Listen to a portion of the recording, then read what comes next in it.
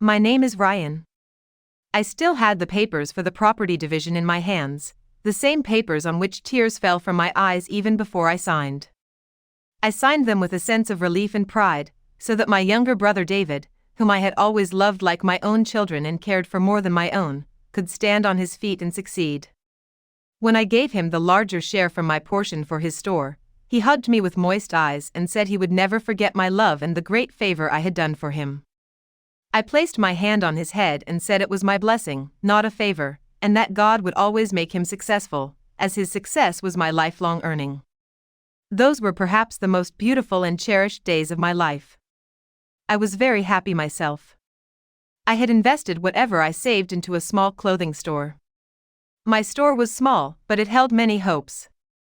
My wife said, "If you have invested so much in your brother, then what will you do for yourself?" I smiled and replied that prayers run the home, and God is with us. Money spent on family is never wasted. Without saying anything, my wife sat down after placing food on the table, her eyes quietly filled with pride. We both brothers lived in the same neighborhood, with our shops just a short distance apart. In the evenings, after closing our shops, we often sat together near the tea stall, sharing the day's events. David always sought my advice. He said my experience was unmatched. He asked how to plan his daughter Clara's birthday next month, what food to arrange, and whom to invite. Hearing this made me quietly happy that my brother still respected me as his elder and shared everything with me. Once, my shop was crowded when David came out with 2 customers. He smiled at me and said, "This is my elder brother, there's no bigger boss here than him. It's with his blessings that I have come this far." Hearing this filled me with pride, though I bowed my head humbly. Our home was joyful. I had 2 children, David and Clara, both studying at school. My wife did sewing work, and in the evenings, when I returned home with supplies, we all ate dinner together at the table. One day, David came over, and the children ran to hug him. He always brought chocolates and candies for them. My wife offered him a seat and brought him water. He asked for the parathas she made, and she laughed and went to the kitchen. David mentioned wanting to bring a new variety of stock next month and hoped to get some goods on credit. I told him to go ahead and assured him I was there if he needed help. He laughed and said he never worried as long as I was around. I never felt jealousy or regret about his success. It was my blessing. The path he was on was one I had shown, every step based on my patience and guidance, which gave me peace. One morning, when I opened my shop's shutter, smoke hit my face, and I closed my eyes for a moment. Inside, the walls were blackened, the clothes burnt to ashes. I walked to the counter where my savings had been kept, now only ashes and a burnt nail remained. I sat down, trying to gather the ashes as if they could bring back my hard work. Outside, some neighbors stood silently watching. That evening, a boy came and said David's shop was bustling with new stock. I nodded with a forced smile and wished him more success. A wave of pain rose in my heart, but I hid it. My wife, holding a cup of tea, asked if David had visited. I shook my head, saying maybe he was busy. She softly said that after such a loss, he should at least have come to see his brother. I held her hand and said, "David is my brother, he will come, just give him time." The next day, I went to David's shop.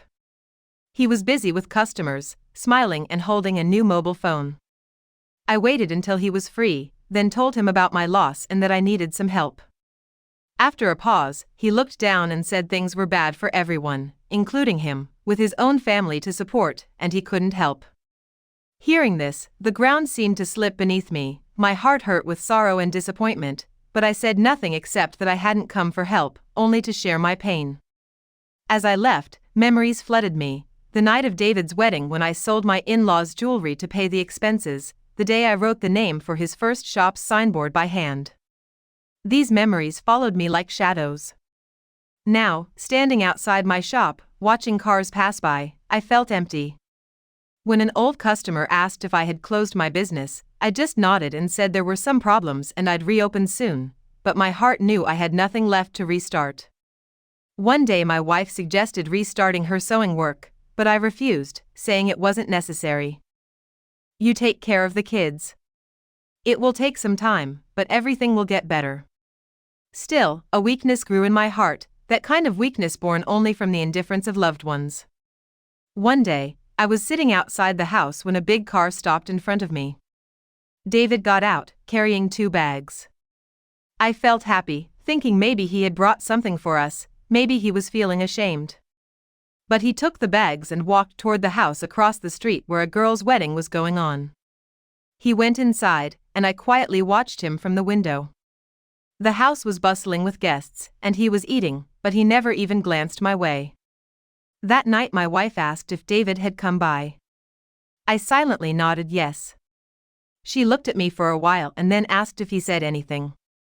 I avoided her gaze and said no, he was busy attending the wedding.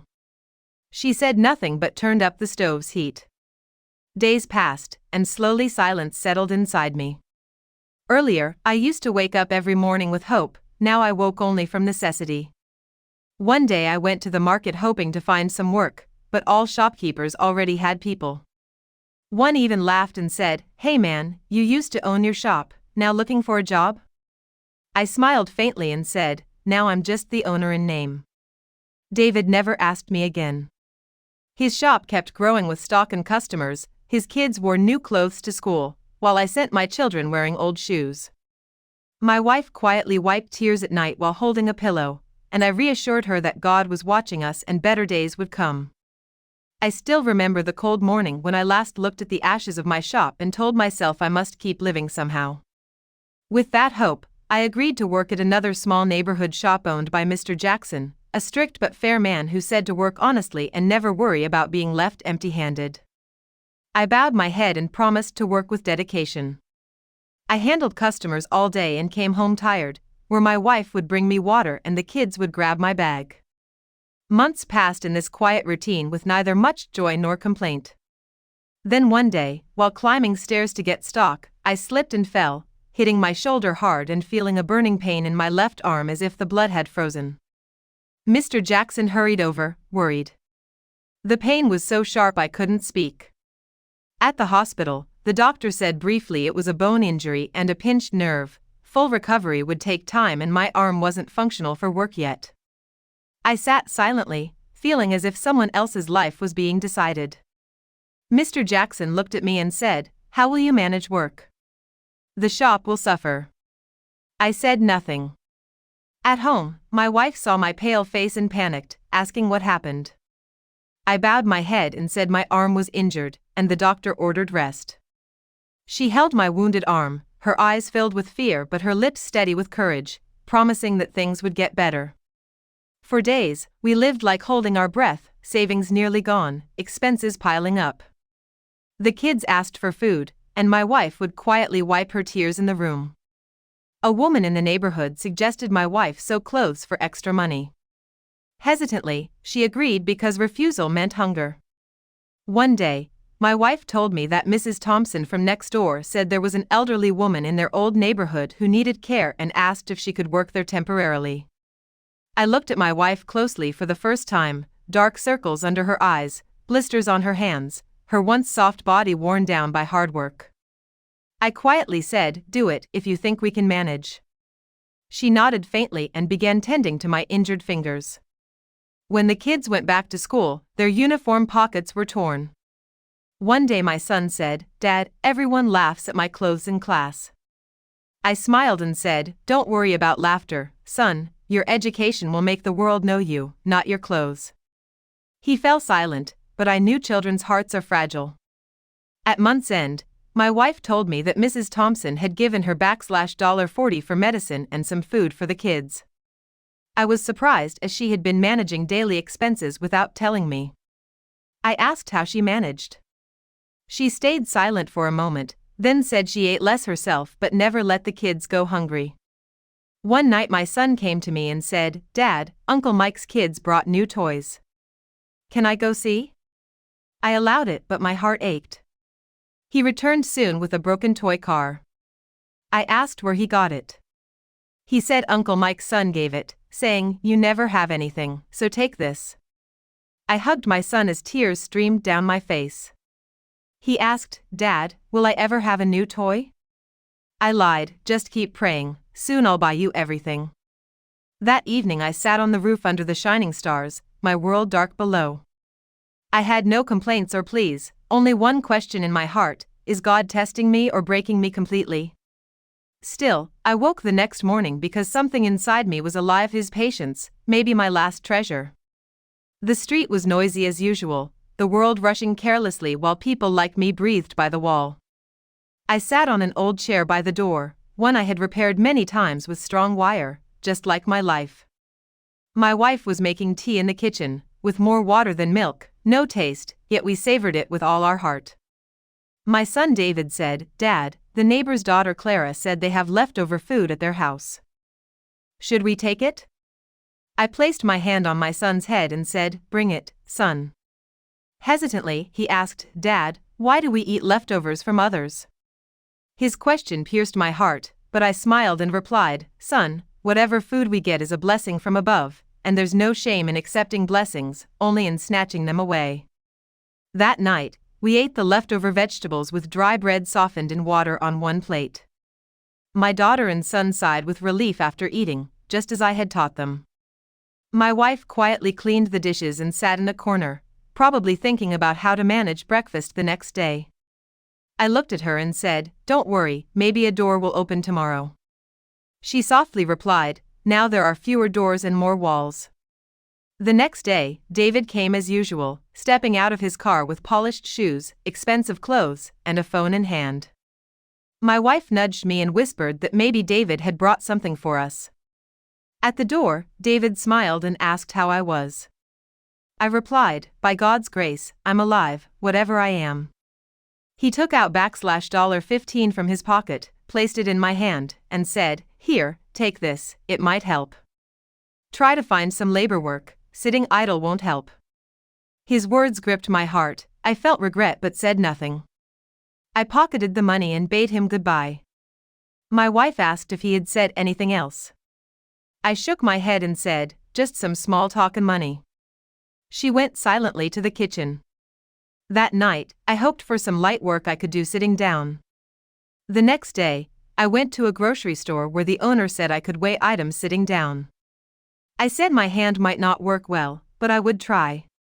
He laughed and said, "If you manage a week, I'll pay you something." It was a faint hope, but the first day of hope was tough. My hand trembled, and the scales kept tipping wrong. But I didn't give up. In the evening, the owner came with $4 and said, "Take this for today, come again tomorrow." Holding the money felt like finding treasure. At home, I gave it to my wife, who looked at me and softly said, "You truly work with courage, not just your arm." Days passed like an old fan running with a constant hum. Some days I had work, some days the shop was closed. One day, David came again, saw me, and joked, "Oh, now you're weighing stuff?" I said yes, my hand doesn't work, but my mind does. He laughed and said, "Mind alone doesn't run a business, but it's your choice." I told him we're brothers by blood, not business. He nodded silently. Morning came with birds chirping and soft light outside, but my room was dark. My wife was getting ready fast. I asked softly where she was going. She covered my feet with a sheet and said she got a cleaning job at Mrs. Renuka's place and must be on time or get fired. I tried to say something, but words stuck in my throat. She left, and silence filled the room.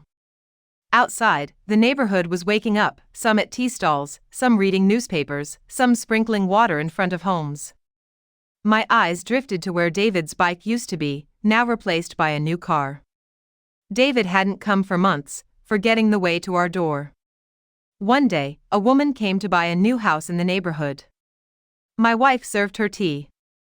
The woman said the house was simple, but there was a strange peace among the people here. I said peace comes from relationships, not things, and sometimes those relationships grow silent. She asked what I meant, but I avoided answering. Sometimes I thought, I wish David would come sit with me and say, "Brother, enough is enough. Let's work together." But that thought faded. His last face grew distant. Earlier, he used to bring chocolates for the kids, play with them, ask about our well-being, and promise to buy them school bags and clothes next time. Now, those memories were like faded pages in a book. My wife came home tired from work. One day, I told her to rest, not to exhaust herself or fall ill. She smiled and said there was no time to be sick, first my treatment must finish, then children's fees, then she'd think. She never cried aloud, but I knew she cried inside, hiding tears behind her eyes. One day, a man in the neighborhood passed away, and food was served at his home after the rituals. My wife cooked and fed the kids, and Rahul asked where the food came from. She said, "Son, it's a gift from above." Mrs. Renuka, where my wife worked, brought me empty bottles and scrap paper to sell for some money. I thanked her, but my wife refused to take money from her. Renuka said, "Sister, you live with dignity, so God is holding you up." That day I realized maybe we're not beggars but are connected to those who give. One rainy night, we all slept on the same bed, water dripping from the roof. My wife stretched her hand to stop the drops and said softly, "See, no one knocks at the door anymore." My wife and I had learned to survive every hardship, maybe that's why we were still alive. The next morning, the street was lively, the month of monsoon had arrived, and pilgrims were preparing for water offerings. Camps were set up for community feasts, people were doing prayers at home, and the streets were bustling. I sat near the door watching the devotees pass by. My daughter Clara said from the window that an auntie told her that Uncle David had also set up a camp on the next street, with food like vegetables, puri, halwa, and peas with rice, and everyone was going there to eat. My son David said, "Mom, let's go there too. Can we also eat from the community meal?" My wife, who was sweeping the room, looked up at the children and then glanced at me. I quietly said, "No, you both stay here. Maybe your uncle will send food for you here." My daughter Clara bit her lip and said, "Dad, how could Uncle forget us? He didn't even tell us he was organizing this meal." My son David's eyes were full of questions. Everyone in the neighborhood was happily going to eat at the community feast. The children were excited and kept telling my kids that there was even a milkshake there, tempting them. David went to the door, looked outside, then came back and sat near me. An hour passed, neither Michael, our neighbor, had invited anyone from our house nor sent any food. Then the second hour passed, and with every moment, time slipped away. I kept glancing under the door, hoping for a message, a dish, or a sound. The neighborhood kids were dancing, eating, and having fun there, but my children sat silently, sad inside the house. Their eyes kept falling on Michael's face. Evening shadows deepened, the streets quieted, and the neighbors began to rest after eating, while I sat helplessly at home where all day my children's hopes and my wife's patience had drawn a silent line. Leaning against the wall, my back ached, but the pain inside remained. Clara quietly untangled a doll's hair, and David silently fiddled with the buttons of his shirt. My wife occasionally looked at me, then quickly turned away, her eyes filled with questions unspoken but echoing in my chest. I stood up, threw a blanket over my shoulder, and stepped outside. My wife asked where I was going. I replied I needed to take a walk to calm my restless heart. She knew where I was headed but stayed silent. Outside in the street, my steps slowed as if weighed down by thoughts, walking toward my brother's door, the same door where I had once built a roof with bricks earned by my sweat. Going there with hope felt like searching for my own reflection in someone else's mirror. At the gate stood a young guard I hadn't seen before. I said, "Is Michael inside?" "I'm his elder brother." He looked at me briefly and said, "Sir, he's busy, guests are here." I softly requested, "Please tell him his brother has come, just for a moment." The guard went inside, and I stood by the door, listening to sounds of children laughing, a woman bustling, clinking dishes, and a fragrant atmosphere announcing a party inside. After a while, Michael came out. His forehead furrowed as if my presence disturbed him. I quickly said, "Michael, if there's a little food left, please give it for the kids. They haven't eaten since morning." My voice was soft but firm. I saw surprise, hesitation, and confusion in his eyes. He raised his voice, "What is this, brother? Coming inside without permission? The guard warned you, guests are here. You know who comes and goes here." His words shook me to the core. I stood rooted, lowered my gaze, my voice trembling. I said, "I only wanted food for the children." I'm not asking for myself." He waved me off angrily, saying, "Nothing's left now, we've shared everything. If you want to come next time, inform beforehand." He turned and slammed the door, leaving me standing there, the sound echoing like a blow to my heart. I turned back, the street was empty. At the corner, I stopped, my legs weak to go home, face dusty, heart heavy, and shoulders burdened with shame invisible to others but felt deeply by me. A group of kids nearby laughed, holding plates to collect food from the feast. Someone called out, "Uncle, come take some food too. There's plenty left inside." I smiled faintly and shook my head as if to say, "My hunger is not bigger than my dignity." An old iron bench lay in a corner. I sat there, my right hand trembling uncontrollably. I sat quietly for a while, then looked up at the sky, hoping for some mercy from above. Light clouds covered the sky, ready to pour rain. I looked at my hands, once strong enough to support my brother, now empty and shaking, raised towards the sky. I prayed silently for my innocent children's food to be arranged somehow. I could not bear their hunger or see their innocent faces fade. But if I stayed out too long, their childhood sparkle in their eyes would vanish too. My voice collided with my silence, as if the whole world had gone quiet except for my prayer echoing. Suddenly, I remembered my wife's words when she left, "Bring something for the children, even if it's just one piece of bread from a hotel. Before feeding them, I must ease their worries." I checked my pocket and found a folded $20 bill. Maybe that could buy a little food. Clutching the bill, I slowly headed toward the market. On the way, a fruit vendor walked with his cart. I stopped and asked which fruit was cheapest, wanting to buy a little for the kids. He looked at me, then at my torn clothes, worn-out slippers, and my ragged bag hanging empty on my shoulder. He said, "Brother, I have a few bananas left, they're cheapest right now. Here, take them and pay later."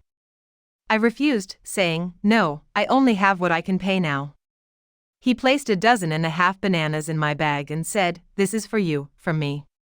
Pray for me." Wiping my tears, I said, "Brother, may God always bless you, giving you what I can't even ask for."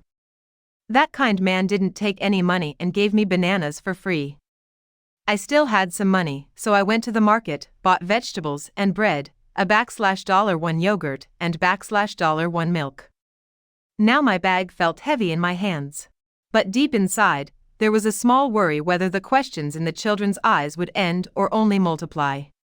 When I reached home, the door opened slowly, and a faint light shone from the room.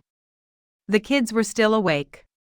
My daughter, Clara, was sitting wrapped in her scarf, playing with her doll, and my son, David, was sitting by the window, peeking outside. When they saw me, both ran to me saying, "Dad, you went to Uncle Jack's house. He gave us something to eat." I looked at their faces and said, "No, David, your uncle wasn't home. We didn't meet him, but God sent someone else for us." I showed them the lentils, bread, yogurt, milk, and bananas I had brought. Their eyes showed surprise but not the joy they had imagined from the feast they had been waiting for all day. My wife came close and softly asked where I had been. I said I had gone to the temple to pray, and see, the prayer was answered. I looked at my wife, tears glistened in her eyes, but behind them was a quiet peace. She took the bag and took out the food. The children ate calmly, and I told them this food was not just food but the answer to our prayers. That night we ate simply but fully, and my heart found peace knowing what happened was our destiny, no one else's. I knew God had accepted our prayer, and this was just the beginning, His blessings were yet to come. The next morning, before I finished turning the corner of the street, a deep yet gentle voice called my name, "David, my son." I stopped and turned to see an old man with a cane walking briskly toward me, face shining with surprise, joy, and a strange glow. I tried to recognize him, but my memory was foggy. He stopped close and, without a word, embraced me warmly, saying he had known I would come, that he was Abijah, my father's friend. He recalled how my father had cared for him when others had turned away, even helping him get a job and come home safely. Abijah said my father was a good man and handed me an envelope with money, knowing I needed it, and promised to help me heal, not just my body but my heart too. He invited me to live with him, learn his small car parts business, and manage it. He shared that though he was wealthy, he was alone, having lost his wife and son. I felt hesitant, but he reassured me, saying hard work and blessings would guide me. Sitting by the street, he explained everything and told me to come to his office the next morning. He gave me the envelope again with groceries and medicine, and as I walked home, my steps felt lighter, as if guided by blessings. Clara ran to grab my bag, and David asked where I had been. I hugged them and said God sent a good man to change our lives. My wife quietly listened and said maybe God had answered my prayer after all. Inside the envelope were cash, a business card, and prescriptions. That night, the stove was lit, tears were shed, but this time with peaceful hope. The next day's sun seemed different, neither too bright nor dull, just right, as if nature was granting a new beginning. I dressed early, feeling freshness in my old clothes. Clara polished my shoes, David packed an old pen in my bag, like the first day of school. My wife saw me off at the door with a gentle reminder to take care and know I was no longer alone. We all were praying for me. Abijah uncle arrived right on time, sitting in the car. For the first time my heart didn't feel like a burden to any passenger. On the way, he told me he had started the business 10 years ago, and later his son took over. It began in a small place but now had 3 warehouses. Yet, he always lacked someone trustworthy, and now he felt that gap was finally filled. I said, Uncle, I trust you a lot, but I'm still learning, I don't know much yet. He smiled and said, those who learn are better than those who think they know everything and don't learn. We reached a 2-story building with a showroom and a warehouse below. Inside, 3 workers were busy, one writing receipts, one fitting parts, another talking to a customer. Abijah uncle introduced me as David and told them I would be working with them and needed to learn and be respected. The day started simply but with work. I checked receipts, learned about the stock. It all felt new, but something inside said this was my path. Abijah kept patting my shoulder, explaining, David, this is a clutch plate and these are its variants. Every part has a lifespan like a human, so respect everything. The care we give keeps things with us longer. At noon, we had a simple meal together, 2 chapatis, lentils, yogurt, vegetables, salad, potato curry, and 2 gulab jamans. I asked why he ate with us when he was the owner. He laughed and said his teacher told him, if you can't eat with your workers, you're not a boss but a slave to your pride. After 2 days, he sent me alone to a market in Delhi to buy parts. I felt nervous for a moment, wondering what to say if asked questions, but then my wife's words echoed, you're not alone anymore. I took a deep breath and believed in myself. When I showed the receipt to the supplier and inspected the goods, his eyes changed. He said, you're new, and I replied, yes, but I'm getting pretty good at this. He welcomed me warmly. That evening, I returned to the office and reported everything. Abijah uncle kissed my hand and said, son, this journey is yours now, and I'm with you. After 15 days, my treatment started at a nearby hospital with physiotherapy, medicine, and diet. The doctor said if I remained consistent, I'd walk fully again in 6 months. Hearing this felt like being given new legs. I prayed deeply, thanking God for everything.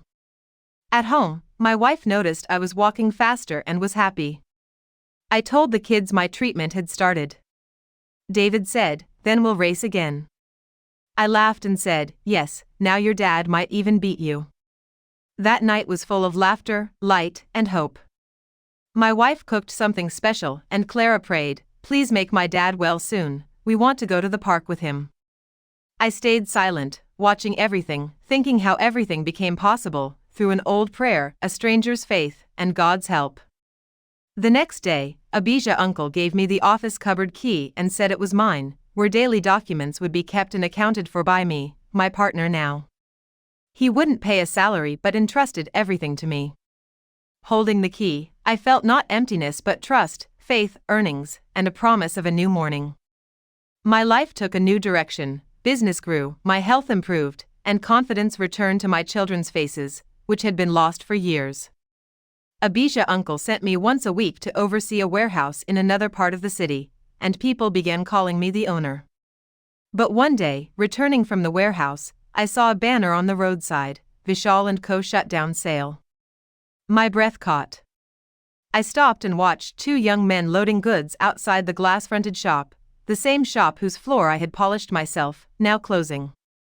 I asked one boy why the shop was closing. He casually said the rent hadn't been paid for months and the owner repossessed it. I began to understand. Weeks earlier, Abijah uncle had told me some businessmen were caught in a scam involving fake land documents, with a certain group cheating people of lakhs. Now I realized Vishal had been involved with those people. On my way home, I wondered where Vishal was and if he knew the hands he was playing in. I left work early and went to my old neighborhood. The streets were silent, the noise, the sparkle, the cars, all gone. Vishal's house wasn't locked but looked deserted. I knocked, and after a long wait, Vishal himself came to the door, same face but dark circles under his eyes, disheveled hair, and rumpled clothes. Seeing me, he paused as if trying to recall who I was. I said, "Vishal, I'm your older brother, David." His eyes filled with tears, but he tried to control himself and said, "Come in, brother." Inside, the house was in disarray, clothes on the sofa, papers on the table, and the smell of burning flour from the kitchen. I gently asked what had happened. After silence, he said softly, "Brother, everything is finished. Everyone I trusted left. Those I shared laughter with took everything away." I put my hand on his shoulder and said, "You're in debt." He nodded, saying bank loans, 2 private finances, and shop rent were all under pressure. I closed my eyes for a moment and said, "Now is not the time to regret but to recover. If you want, I can talk to Abijah uncle about you." Hearing this, he was shocked and said, "Brother, even after all these years, you're ready to help me?" I smiled and said that relationships are connected by the heart, not by time. I called Vishal to the office the next week. Abijah uncle looked surprised at first but immediately agreed to it after hearing me. Vishal would work with us for a week as training. On the first day, he was very shy, barely making eye contact, fumbling through files, but I didn't leave him alone. At lunch, while sitting with the supplier, Vishal said, "Brother, sitting here with you makes me feel like everything is possible again." I replied, "Possible always is, we just stop believing in ourselves." Back home, I told the kids that their uncle had come to the office with me today. Clara happily said, "Now we can visit his house." My wife quietly asked if he had really come, and I said he was returning now. He may not be the same as before, but maybe even better. Time passed, and Vishal took his responsibilities seriously. Abijah uncle said, "David, if this man becomes like you, I'll keep him too." I said, "Uncle, he is my brother first, employee later." After a few days, I made Vishal in charge of a small project, sending a special parts cap to Kolkata. He prepared everything himself, made the list, calculated prices, and felt proud of his work for the first time. When the goods arrived on time, the supplier called Abijah uncle to praise him. Abijah uncle looked at me and said, "Looks like my skill to recognize true blood is still alive." Vishal started eating lunch with me every day, spoke gently with everyone in the office, and sometimes secretly brought little things for my kids. One day my son said, "Dad, Uncle brought me a new pen today." I smiled and looked at my wife. Maybe an old relationship was becoming new again, but I knew there was still much silence between us, many unspoken words. One evening, Vishal and I stood on the office balcony watching the burning sun. I said, "Remember when you were going to open the shop for the first time?" He laughed and said, "Yes, brother, I remember you told me to move forward because if I kept looking back, I'd stumble." I asked, "What do you see when you look back now?" Tears filled his eyes as he said, "A brother I thought I lost but who found me again."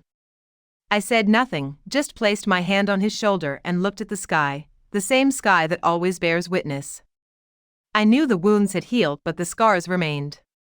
Now those scars would show the way because blood is thicker than blood, and relationships are like shadows, sometimes weak, but once lies disappear, they walk together silently, with patience and love. Today, my brother and I live with love for each other. We are both successful in life, but now we have even more love between us than before. Relationships have ups and downs, that doesn't mean they should end. Friends, I hope you liked our story. If you did, please like the video. If you are new to the channel, subscribe and don't forget to press the notification bell so you get the next update first.